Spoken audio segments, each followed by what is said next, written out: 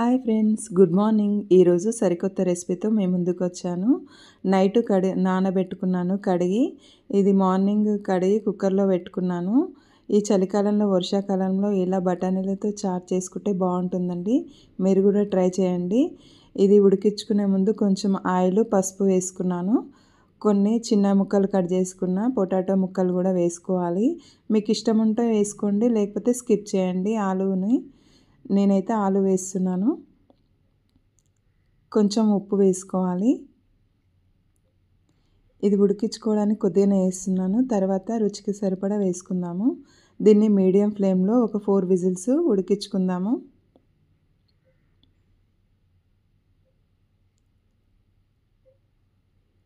ఇలా మీడియం ఫ్లేమ్లో 4 విజిల్స్ వచ్చేంత వరకు ఉడికించుకుందాము. చూడండి, 4 విజిల్స్ వచ్చాయి.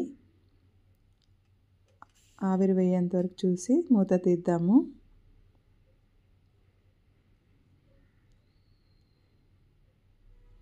చూడండి, నెరి మెత్తగా ఉడకొద్దు, నెరి పలుకుల్లాగా ఉండొద్దు బఠానీలు. ఇలా ఉడికితే చాలు. ఇది చల్లారేలోపు టమాటాలను ప్యూరీ చేసుకొచ్చుకుందాము. ముక్కలుగా వేస్తే బాగుండదు, ఇలా వేస్తే ప్యూరీలాగా చేస్తే బాగుంటుంది. చిన్నగా ఆనియన్ ముక్కలు కట్ చేసి పెట్టుకోవాలి. ఒక బాండి పెట్టుకొని ఆయిల్ వేసుకొని జీలకర్ర వేసుకుందాము. జీలకర్ర వేగిపోయింది. దీంట్లో కొంచెం పసుపు వేసుకోవాలి.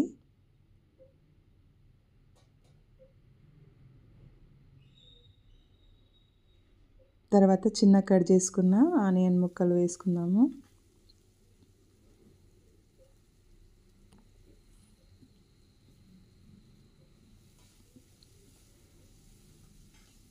దీన్ని కలుపుకుందాము. కొంచెంసేపు వేగనిద్దాము. కొంచెం అల్లం వెల్లుల్లి పేస్ట్ వేసుకోవాలి. దీంట్లో టమాటా ప్యూరీ వేసుకుందాము. టమాటా ప్యూరీ వేసుకున్నాక కొద్దిసేపు ఉడకనిద్దాము. దీంట్లో కొంచెం జీరా పౌడర్, కొంచెం ఉప్పు,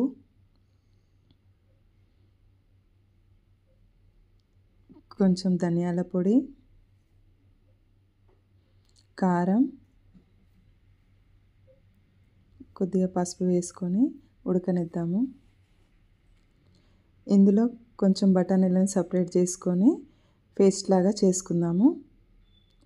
మొత్తం బఠానీలైనా మొత్తం పేస్ట్ లాగా అయినా బాగుండదు, అందుకనే కొద్దిగా అలా కొద్దిగా ఇలా చేసుకుందాము. కొద్దిగా పేస్ట్ చేసుకొని వచ్చాను. ఈ మగ్గిన దాంట్లో దీన్ని వేసుకుందాము. వేసుకొని కొన్ని వాటర్ వేసుకొని కలుపుకోవాలి.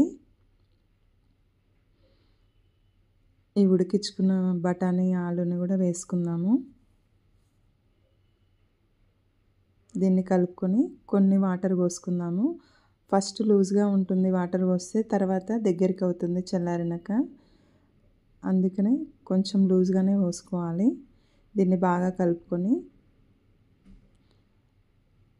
ఉప్పు కారం సరిపోయిందా లేదా ఇప్పుడే చెక్ చేసుకొని కొన్ని వాటర్ కలుపుకున్నాను. ఇలా ఉంటే సరిపోతుంది. నెరి లూజ్గా ఉండొద్దు, నెరి టైట్గా ఉండొద్దు. మనం తినేటప్పుడు కొన్ని అవసరం ఉంటే వాటర్ కలుపుకుందాము. కొంతమంది చింతపండు గుజ్జు వేసుకుంటారు, కానీ నేను లాస్ట్లో లెమన్ పిండుకొని తింటాము మేమైతే. చింతపండు పడని వాళ్ళు లెమన్తో సర్వ్ చేసుకొని తినండి. చూడండి, ఇది ఉడికిపోయింది. టేస్టీ అయిన చలికాలంలో వర్షాకాలంలో వేడి వేడిగా కట్లెట్ ఇలా చేసుకొని తినండి. ఇది రెడీ అయింది. దీన్ని దించే ముందు కొంచెం కొత్తిమీరతో సర్వ్ చేసుకుందాము. కొత్తిమీర వేసి స్టవ్ కట్టేస్తున్నాను, బంద్ చేస్తున్నాను. ఇలా స్టవ్ ఆఫ్ చేసుకొని ఒక ప్లేట్లోకి సర్వ్ చేసుకుందాము. చూడండి, వేడి వేడి కట్లెట్. దీంట్లో కొద్దిగా కొత్తిమీర, కొన్ని టమాటా ముక్కలు, కొన్ని ఆనియన్ ముక్కలు వేసుకొని లెమన్ పిండుకొని తింటే టేస్టీ అయిన కట్లెట్ రెడీ. ఇంట్లోనే ఇలా ట్రై చేసి పిల్లలకి కానీ మనం కానీ ఈవినింగ్ స్నాక్ లాగా తింటే చాలా బాగుంటుంది.